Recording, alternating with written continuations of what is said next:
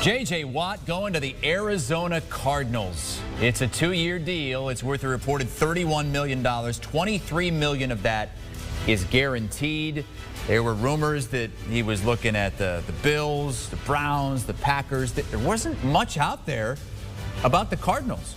Well, until he broke the news himself, tweeting out a picture of himself lifting with a Cardinals jersey on, and Arizona say, welcome to the Valley, J.J. Watt. We've agreed to terms on a 2-year contract. So let's bring in our GM, Scott Pioli, joining us here on CBS Sports HQ. Scott, I mean, Pete Prisco said, he just talked to somebody within that Cardinals organization, and he just wrote back, boom. They're really excited about this. How do you think they pulled it off? Well, they made it attractive in certain ways, but here's the thing about veteran players.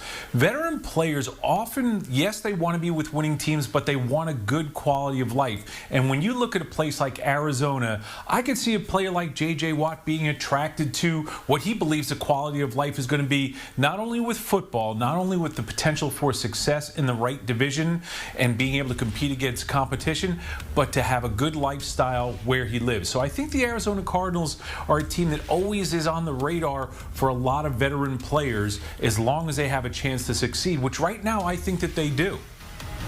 Yeah, they were 8-8 last season. I think a lot of us thought they were going to make the postseason until a late season slide. And, really you could point to the offense there. They just weren't scoring points the last 2 games of the regular season. But when you look at what else this team needs to do to take that next step, where should they start?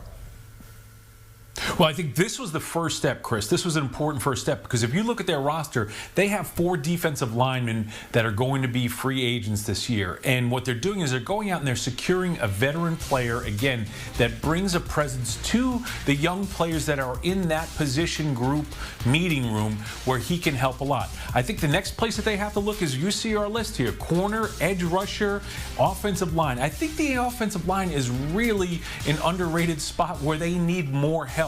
So I think that they need to do some work for the offense to be able to score points, but also to protect their franchise quarterback if he's in fact going to become a franchise playing quarterback. And they're still awaiting word from Larry Fitzgerald. He's kind of in that Drew Brees situation. They're giving him time for him to decide whether or not he's coming back. When you look at J.J. Watt, look, he's not T.J. Watt, who is one of the best defensive players in the NFL. J.J. was the best NFL player 5-6 years ago. Won Pro Bowl his last 5 seasons, but still very good. How good do you expect him to be in his upcoming year, age 32 season? I expect him, Chris, to be above average to good. I think with him, less is going to be more. And what I mean by that, when you become a player at his age, at that particular position, down in the trenches, there's a lot of mileage on that body because of the way that he plays. He plays so hard and he gives so much and he plays with reckless abandon. And what I mean by less being more is less snaps will make him more productive the snaps that he's on the field. Again, his role is going to be very different than it was in the past because of the things that you mentioned, Chris. He is not at the physical peak that he was a couple of years ago, but he still has great value because of the way he trains, the way he plays, the way he prepares, and the way that he approaches the game. So he will be bringing value to the team. I think if they use him less, but use him in important situations and use him as the leader that he can be, Chris. Some people are looking at this and scratching their heads because they thought he was going to go to a team that was really close to a Super Bowl, like the Buffalo Bills, like the Green Bay Packers, like a Cleveland Browns team that's knocking on the door. And they're thinking, boy, Arizona, they didn't even make the postseason. How close do you think they are in reality to becoming a real contender for a Super Bowl? Chris, here's the reality. All you have to do in the National Football League is win the division.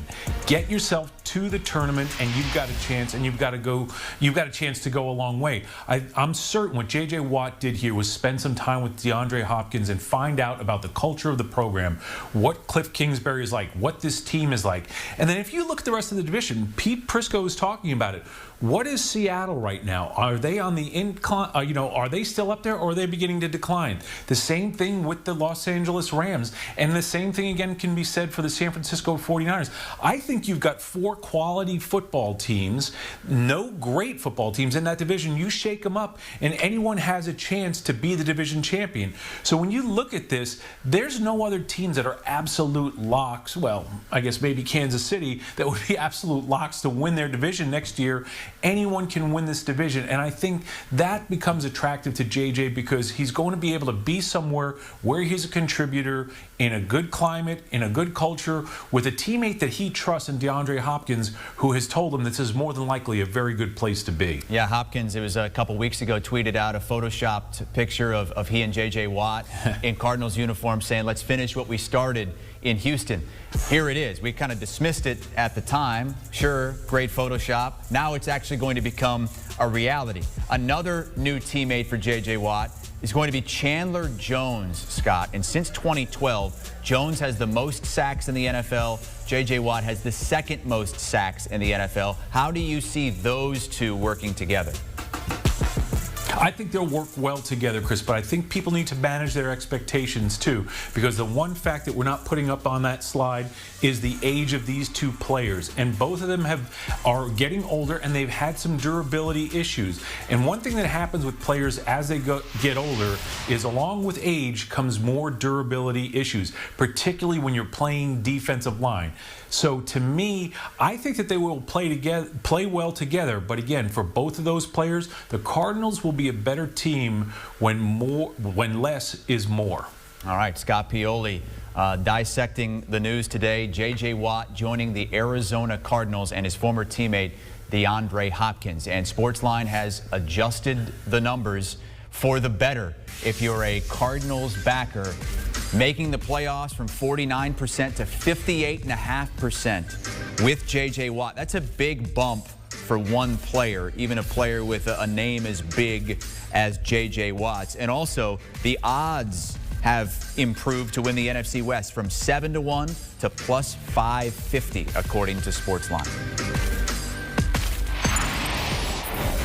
Do you want a sports network that delivers everything that matters about the game? The highlights, the picks, the instant analysis, no yelling, no fake debates, no politics.